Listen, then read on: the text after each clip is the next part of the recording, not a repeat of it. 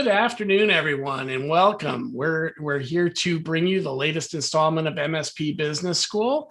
With me today, as always, I've got Tim McNeil and Rob Rogers of OSR Manage joining me for conversation. How you guys doing? Doing well, sir. How you doing? Guy, I'm hanging in here. You guys were out at ASCII, or at least one of you was out at ASCII this week, correct? Both of us. Yeah, both of you.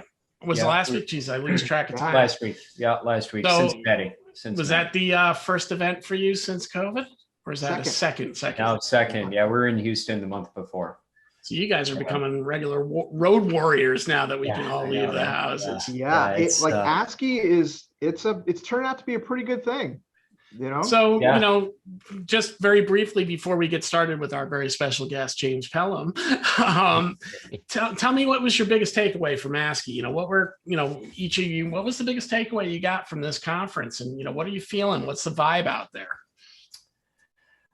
For me, it's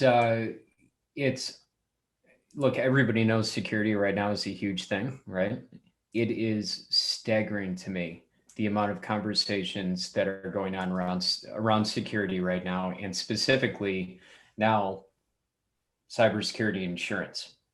It's it's a thing, and it ain't going away, and people are still trying to figure it out very much. It's the elephant in the room.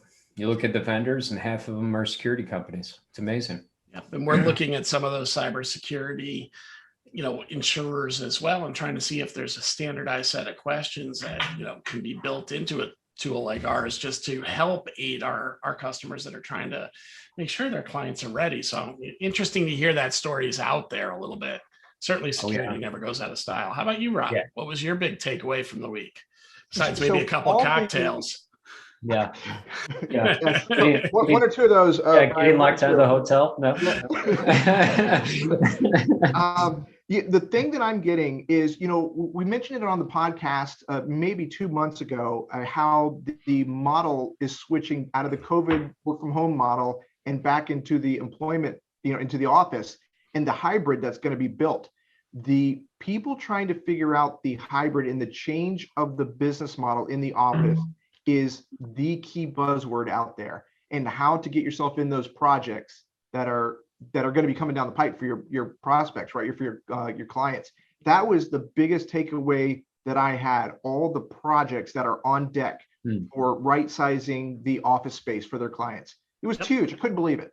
Yeah. No real shock there, right? Because you're hearing about all these companies. Some are deciding not to come back. Some are looking at a hybrid format, 3 days on, 2 days off. And what that really does is adds more complexity to the technology. When you're doing everything remote or everything on site, there's common ways to log on in those cases, as an example, right? Now you're really starting to really change how people interact with the technology across the board on a day-to-day perspective, based on if they're in or they're out. Yeah. That was awesome. Well, thanks for sharing, guys. I'm looking forward to starting to hit the road myself soon. So, good to see us getting back out there. Yeah. With that said, let's turn the focus off of us, because I think everybody's done with that. And let's introduce James Pelham. James Pelham is a gentleman I've gotten to know over the last few months, working with his company he works for, TMB Systems, based out of England. And I've asked James to come in today for a couple reasons. One, I think it's great. We've talked to a lot of business owners, but I think it would be really good to get somebody that's kind of in a sales and account management role to really talk about their experiences, both prior, through, and coming out of COVID. And the other reason I was really excited to have him on is he disagrees with Rob. So on certain things. So, that just gets me excited on a whole other note. So with that, I want to say welcome, James. Thanks for joining us today. Thank you very much. Thank you very much for having me. Yeah. Awesome. So, why don't you start out and tell us a little bit about yourself, your sales trajectory, and, and then share with us a little bit about how you slot into TMB Systems and what they're up to. Yeah, absolutely. So I've been with TMB Systems for 3.5 years now. I came actually from an IT background, IT support background. Did a sort of hybrid role between IT support and an account management role. And I thought, well, really the thing that interested me the most was account management. IT support is great, but there's only so many fixes for so many problems, whereas account management is a lot more varied. a lot more challenging, but I'd say a lot more rewarding as well, a lot more wider scale than maybe just fixing problems as they come up. Yeah, so within account management, within TMB, I'm one of the senior account managers here, one of the key account managers. And yeah, it's I work just under Liz. So Liz is our sort of the head of the account management team, part of the senior leadership team. So Brian has got to know very well as well, as we do the VCIO toolbox and grow that way as well. So yeah, that's sort of a short on what I am or where I've come from.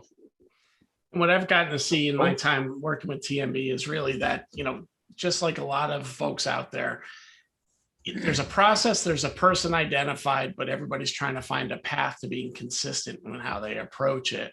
And James and his cohort, Jordan Suna, they've really done a good job of kind of embedding this into their day-to-day, which is part of the reason I asked them too, because I think a lot of people have questions on what am I really supposed to do as an account manager, and how am I supposed to engage with our customers? So, you know, James, maybe you can share with us a little bit, you know, forget about the VCIO toolbox stuff at the moment, but really, you know, what's your process for staying engaged with your clients, especially during the last, you know, 12, 15, I think you guys are still enduring a little bit of it, you know, these months that we've been really restricted in face-to-face time with our customers due to COVID. Yeah, so it's actually, COVID's made it a lot more interesting, and in some ways, yes, very challenging, especially in the sort of the sales area of things, incoming, outgoing, things like that. But what I found to be the most interesting is that the relationship with the customers has actually grown, because it's gone past what I'd call a break fix terms of sales. You know, our servers are breaking down, we need to replace them. We're looking at going hosted because of this and that and that. We need new internet lines because et cetera, et cetera. It's actually now down to the people, working with the people and the challenges they're having, because everyone, I think it's been maybe one of the few times in history, certainly recent history, where we've had a shared challenge. We're all having trouble with work. We're all having trouble potentially having to work from home when we haven't had to before. Challenges of, are we going to be in work? So it has gone beyond just the usual interactions that you'd usually have as an account manager with people. I'm not happy with support, or maybe you're charging me too much. So, you know, the usual sort of things that account manager look into and look after, and a lot more, how can we help you through this? What can we do to make sure that you're secure working from home, that you feel comfortable working on your laptop as a, say, for example, as a general manager for a hotel. General managers, you'd very rarely find them behind their PC. You'd always find them walking the floor, dealing with customers, dealing with guests, should I say, and dealing with staff, whereas now it's all remote. And talking about how we can help them with that, and help them with just normal challenges of, oh, today, you know, my kids are home from school, I've got 3 of them all screaming around me, and I've also got three business meetings I need to do. How do I do this? What do I do? And it's that sitting down with them for 5 minutes talking about their personal life that all of a sudden has made a lot of the relationships a lot more, well, personal. So that's the positive I've taken away from it. The negative, obviously, is that there's no guarantee that some of the businesses are coming back. So it's gone from a usual sales structure of, okay, then you've got these issues and you need to spend this money. It's, okay, what is most important to keep the business running? And that focus actually has been very interesting. And for me personally, and for the team, I think has been a very interesting, a very different way of working. And I don't think it's going away anytime soon, if I'm honest with you. Yeah, I agree with that. I agree with that very much. I want to touch upon something you brought up there a little bit about kind of the general manager concept. So, you know, as I understand TMB Systems, excuse me, you guys really are a vertical MSP by nature, and really focus in the hotelier side of the industry, right? I wouldn't even go so far as saying hospitality and entertainment, but you guys have probably even niched down a little bit further straight into the hotels. So I have to imagine there was a lot of heightened anxiety from a lot of your clients as this got started, and you know, not only the traditional questions of how we're going to get everybody to work remote, but you talk about an industry that all of a sudden doesn't have guests. So, you know, what was some of the impact that you felt early on in the process that you had to help smooth over from your account management role, if anything? You know, shouldn't assume. Well, I'd say actually it'd be very much the same sort of challenges, the same sort of worries that a lot of other businesses, not just in hospitality, faced, week in, week out, starting from, I think it was probably February, March, where the COVID thing really did start coming into the public eye. How is this going to affect us? Are we going to still allow guests in? Are people still going to be spending money with us, wanting to come out and stay in hotels? And week in, week out, the news started to change. The news was changing. So each week was a different set of problems. Okay, so we're still allowed guests in. This is sort of February, early March, but how do we make sure that they are social distance? So all of a sudden we're looking at new technologies, as few touch points as possible within the hotels, different technologies that support that, using card or fob systems instead of using manual clock-in systems. And then all of a sudden, a week later, we're talking about the entire hospitality hotel sector closing down. Then that changed from what new technology do we bring in to how do we keep our hotels operating on the bare minimum, with the bare minimum staff, potentially none at all, without turning off the lights. And it changed from week to week to week, straight into furlough as well, where some hotels were lucky enough, and I say lucky enough in very loose terms, that they were able to keep key personnel coming through the doors, at least keeping the lights on in that regard. But that brought with it a whole new set of challenges, antibacterial services where they weren't there before. And yeah, so the challenges changed week in, week out. Jeez.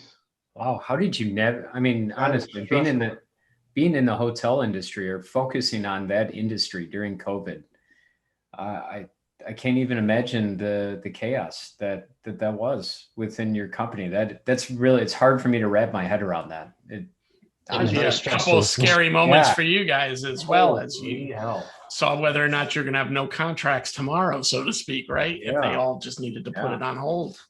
Yeah, we were very, the entire business, especially in TMB, we were very concerned for a good amount of time. There was about a week point between when shutdown was announced for lockdown and then when furlough was announced. It was around about a week, literally within 5 days, Monday to Friday. Yeah. And before the furlough was announced by the government, we were all saying, we don't know how this is going to carry on, because all of a sudden hotels are shutting down. What do you do if that's your resource, if that's your sort of customer base? We were very, very fortunate, and the government stepped in quite quickly, got the furlough in place, which really allowed the hotel industry to keep staff, put them on what you'd call furlough for 80% of their time. People were very happy to take pay cuts or temporary pay cuts while, if it was meaning keeping a job. I personally had literally just got married that January. So, my life was starting and then all of a sudden my life was stopping. So it was quite interesting to be a part of, but I will say it was tough, but it was a lot better than it would have been if for the people in hospitality and for people in the hotel industry. I felt horrible for them. If you're working 40 hours a week and you're running ragged, and then all of a sudden you've got nothing, and that's your entire job has been hotels, and then everything shuts down. What do you do from there? So whereas we had it bad, I felt even worse for the customers we have. I think that's sorry, go ahead, Rob. Mentality and culture fit that you are, that makes you so good at that job right there. That empathy that you have is what makes you successful. Yeah. Hospitality isn't easy. It's a very, very grueling job. It doesn't stop. There's no downtime really. It just go. And the thing is, you've got to be on 20 when you're customer facing. You've got to be on. Yeah. Smile on your face, and there's no opportunity to provide poor service. Poor service from one individual is a 2 or 3 star rating on TripAdvisor. Ruins your chances to 5 other customers, and that's the sort of thing you've got to think about when you're dealing with potentially an upset customer who calls saying, I'm trying to get this issue fixed and I can't get it fixed, and I've got 5 people at the desk. Any one of those 5 people could give a poor rating. So it's that sort of thing you've got to embed in your mind as an account manager and anyone who's working in IT support for hospitality or MSPs. And yeah, it's the main thing in mind. I like to think it's one of the main things that separates us from other MSPs that might dabble in hospitality. So yeah.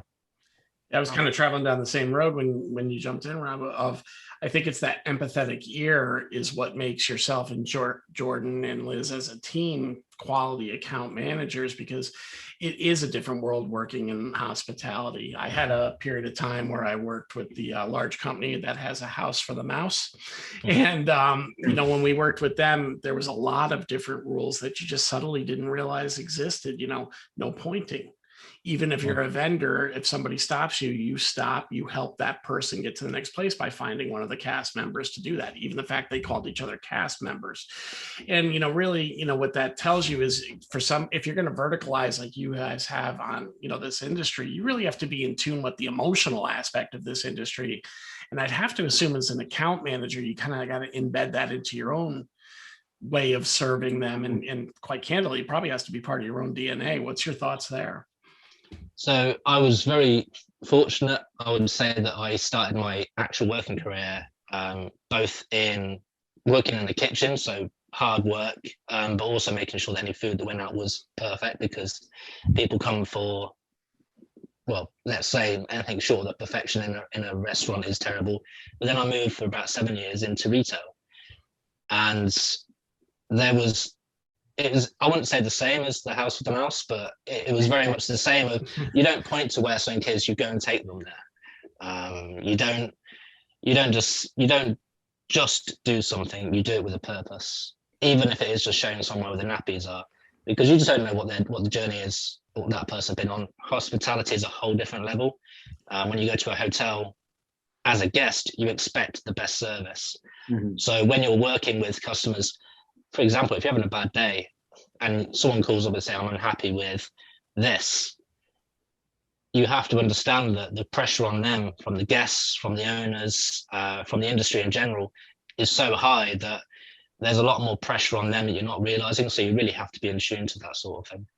So you've kind of segued naturally into some of the questions about, what do you feel some of the traits are that you need to have as an account manager? And how do you best support your customer in a role that requires some active selling, but also some relationship management? So share a little bit about that. Yeah. So the thing I've learned the most, so I do have a tendency as what I would, without tooting my own horn, a natural salesman approach. And that's really to chase the sale. It's something that's exciting. It is exciting. It is fun. Anyone who's in sales who says they don't get excited about closing the sale is very much lying. However, when you're dealing with hospitality and you're I would say using a cold approach like that, it just won't gel. Now, there are ways of getting a sale, obviously, and it is very much going in depth with why that money invested in what you're trying to sell is important. It's not so much, look, you need a new server. It's very much, if that server goes down, you're potentially going to have 50 guests on a Saturday night who are all going to need refunding. Having them understand that IT is as important as having the water running or having the electric running. I think people are coming around to it nowadays, very much so, where everyone's got great Wi-Fi at home. As soon as you walk into an area, a hotel especially, and they don't have great Wi-Fi, you notice they don't have a telephone in the room. Doesn't really matter as long as you have good Wi-Fi. And it's that sort of mentality, it's that sort of idea you have to get across of, look, yes, this is going to cost you money, but the issues it's going to cost you or going to save you from actually investing in it early on is going to far outweigh that few £1,000s you're going to be spending now. And you have to remember as well that you may be saying this to a general manager or an operations manager, but really they've got to go to the person with the purse strings, the owner or the group, to say why they should be spending this money. So you're not only selling it as the physical impact to the general manager, but you're also selling it to the owners as well. So yeah, anything you sell has to have a depth behind it, which is sometimes challenging, but account management isn't an easy job. So if you're looking for an easy job, probably isn't one you should get into. Yeah. So yeah. Well, it's funny. I mean, you talk about how you have to be on, and in the Wi-Fi specifically, you go to a hotel now that has bad Wi-Fi, and it's a bit of a dumpster fire. And that goes right back to Yelp reviews and that Mhm. 2 and 3 star. And look, I think everybody can identify with that, right? Like everybody can identify when you go to a hotel's website and you sort by stars, like who's looking for the 2 and 3 star? That's it. I don't And know. so many hotels, so many hotels are pretty closely priced now. Yeah. So, you could have 10 hotels in a city, 10, 15 hotels in a mile radius easily, big ones as well, not counting the smaller hotels. And they'll all be generally priced around the same. You will look for reviews. Of course. And if one of them says 3.5 stars, 4 stars, great service, but the Wi-Fi was bad, you'll look for the one that says the Wi-Fi was great. Yeah. I think on the flip side, you can also see that the risk, is absolutely that if I get bad Wi-Fi, I may even walk away from the brand altogether and say, look, this was brand A was comparably priced to brand B. They seem to be similar in amenities. I'm going to start going to brand B, and that becomes your go-to. I think we all have kind of our go-to chain, if you will, in our heads. But I've made those changes when I've had an experience that was less than stellar. Yeah. And that's where brand standards for hospitality for hotels are so important for the chains. If you go to, I'm not going to name obviously names because I don't want to show any favoritism, but you go to a certain brand and you know that their brand standard, whether you know it either through physically knowing their brand standards or just knowing from their reputation that their Wi-Fi is really good. You're gonna favor that towards one that has good reviews, but I'm not quite sure what the Wi-Fi is going to be. Can I watch Netflix at night before I go to sleep? Yeah. So yeah, IT is becoming as integral, and as integral as water and electric and the other amenity. And I think as well with COVID, it's one of the things I want to mention is that coming out of lockdown, it's become focused on a lot more. What is important to us to get guests through the door? It's almost reset expectations coming back from lockdown, rebooting the hotels almost from the ground up. What is most important to us to get guests through the door? And a lot of the conversations we've had are, okay, I know we need to spend money. What do we need to spend money on? If we only had this amount of money, what do we need to spend money on? And obviously being an account manager, you have a list of, if you're a good account manager, you know what they need. And you'll say straight away, your Wi-Fi isn't great, and that will cost you. And that honesty adds the depth, and they can go straight to the owners with that. Do you see other technologies being adopted more readily coming out? Like, are you seeing more digital experience, signage, different ways to interact? Like, what are some of the trends you're starting to see as we come out of COVID coming into the hospitality space? Low touch points. So a lot of the hotels are looking to bring in, digital signage, logging in, getting key cards to their room without actually interacting with any of the staff members, doing it without having really any touch points they have. If it's any surface, it'll be antibacterial by nature.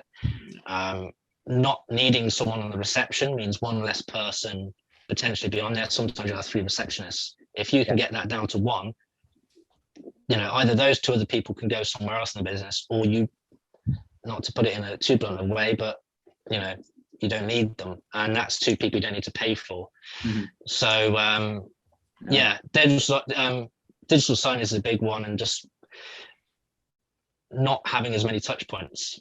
There are some brands that very much insist on, no, we want someone at the reception, we want someone to greet them, but for someone who's maybe a 2 or 3 star hotel, they want the customer to come in, get their car, get to their room, and not need to speak to anyone. Very much like you have in a hotel.